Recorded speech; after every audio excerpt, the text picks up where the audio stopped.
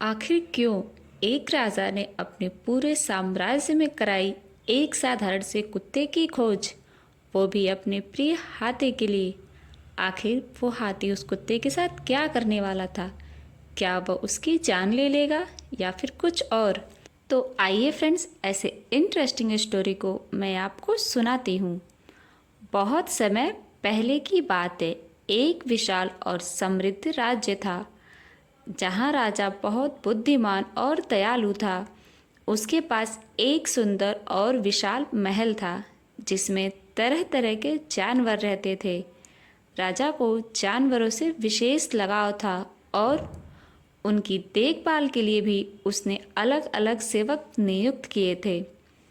राजा के अस्तबल में एक बड़ा और शक्तिशाली हाथी रहता था। वह हाथी राजा की शान था और उसे बहुत अच्छे से रखा जाता था। उसका नाम गजराज था। उसके लिए हर रोज ताज़ा फल, हरी घास और शुद्ध पानी की व्यवस्था भी की जाती थी। उसके शरीर की देखभाल के लिए एक विशेष सेवक नियुक्त थे जो उसकी मालिश करते और उसे नहलाते थे।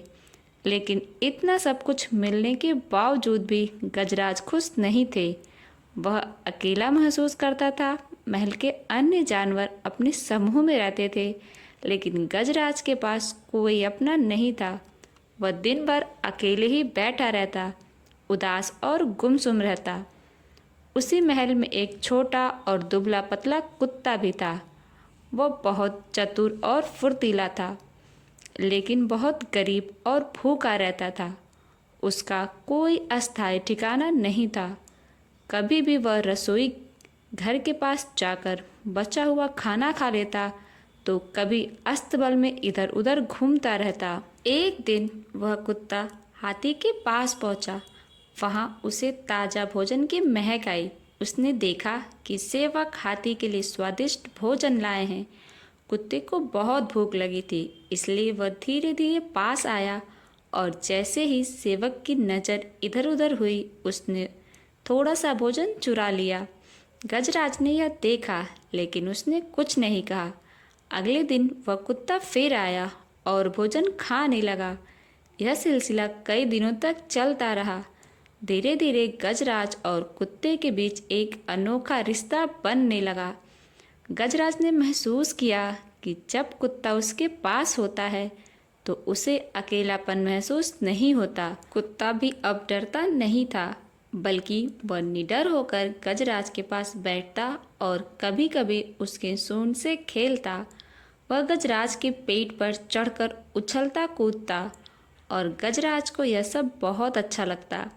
धीरे धीरे वे दोनों एक दूसरे के सबसे अच्छे दोस्त बन गए। जब गजराज कुछ खाता तो वह कुत्ते के लिए कुछ भी गिरा देता। जब गजराज नहाता तो कुत्ता उसके साथ खेलता। दोनों एक दूसरे की संगति का आनंद लेने लगे। लेकिन यह खुशी ज़्यादा दिनों तक नहीं टिकी। एक दिन व्यापारी अस्तबल में आया। उसने देखा कि कुत्ता बहुत चतुर और स्वस्थ हो गया है। उसने महल के सेवक से पूछा कि क्या यह कुत्ता बिकाऊ है। सेवक को कुत्ते से कोई खास लगाव नहीं था। उसने सोचा कि इसे बेचकर कुछ पैसे कमा लिया जाए।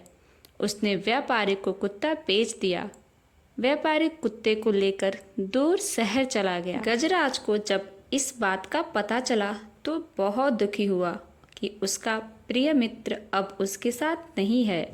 उसने खाना पीना कम कर दिया और हमेशा उदास रहने लगा। सेवकों ने राजा को इस बारे में बताया।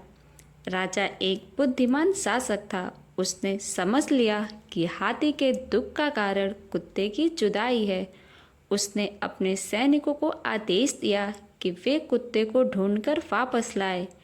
कई दिनों की खोज के बाद सैनिकों को व्यापारी का पता चला।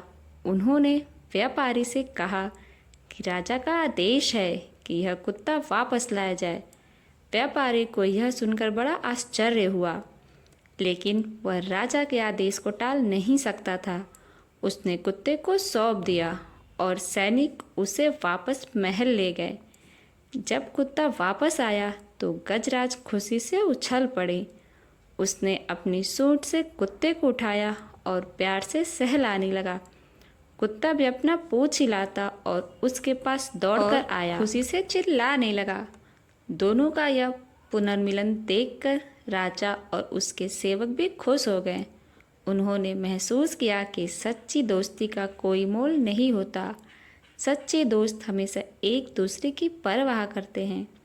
इस कहानी से हमें यह सीख मिलती है कि सच्ची दोस्ती धन दौलत से बढ़कर होती है।